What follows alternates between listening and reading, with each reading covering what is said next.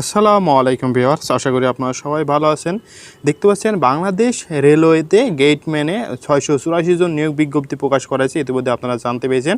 আমরা বিস্তারিত আলোচনা করব এই 684 জন নিয়োগ বিজ্ঞপ্তি যে প্রকাশ করা হয়েছে। দেখতে পাচ্ছেন Bangladesh railway gateman, gate traffic, এদের কাজ কি, এদের শিক্ষা যোগ্যতা কতদূর লাগে, এদের কী কী বই পড়াশোনা করলে আপনাদের চাকরিটি হবে এবং এদের চাকরির ফ্যাসিলিটি কেমন, এদের বেতন কেমন ইত্যাদি আলোচনা করব। পুরো ভিডিওটি দেখতে থাকুন। ভিডিওটি ভালো লাগলে অবশ্যই আমার চ্যানেলটি সাবস্ক্রাইব করবেন।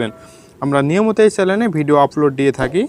ট্রাফিক একটা পোস্টের নাম, যেটা বাংলাদেশে রেলওয়েতে দেখতে পাচ্ছেন 684 জন নিয়োগ বিজ্ঞপ্তি প্রকাশ করা হয়েছে। দেখতে পাচ্ছেন এই ক্ষেত্রে আপনাদের প্রথমে যেটা আলোচনা করছি, 18 থেকে 30 বছর আপনাদের বয়স হতে হবে। মানে 18 থেকে 30 বছর মানে বয়স যারা, তারা অ্যাপ্লিকেশন করতে পারবেন। কোনো স্বীকৃত শিক্ষা বোর্ড হতে ন্যূনতম এসএসসি পাস, মানে আপনারা ন্যূনতম এসএসসি পাস হলে আপনারা অ্যাপ্লিকেশন করতে পারবেন যে কোনো বিভাগ থেকে। তারপর দেখতে পাচ্ছেন পাবনা ও লালমনিরহাট জেলা ব্যতীত সকল জেলায় অ্যাপ্লিকেশন করতে পারবেন। এতিম প্রতিবন্ধী হলে সব জেলায় অ্যাপ্লিকেশন করতে পারবেন। আর যদি বলতে পারি এই পোস্টে আপনাদের কাজ কি, এই পোস্টের কাজ নিয়ে অনেকে আমাকে প্রশ্ন করেছেন, সেটা আগে বলি।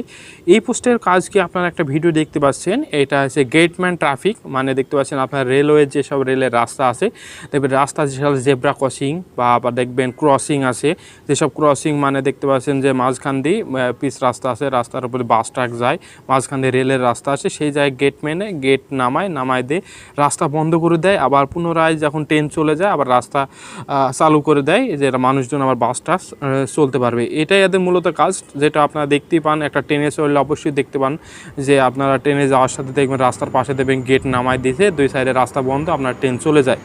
বা বাসে চললে আপনারা অবশ্যই গেটম্যানের কাজ দেখতে পাবেন। গেটম্যানের কাজ এটা। আর এটা গেটম্যানের যে ডিউটি সম্পর্কে যদি বলি, এদের 8 ঘন্টা করে ডিউটি থাকে, শিফটিং।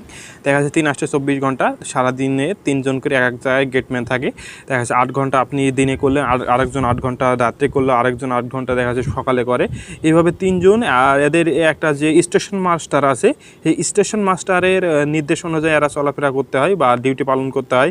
তা স্টেশন মাস্টারই ঠিক করে দেয় যে 8 ঘন্টা কে কখন ডিউটি করবে গেটম্যানদের।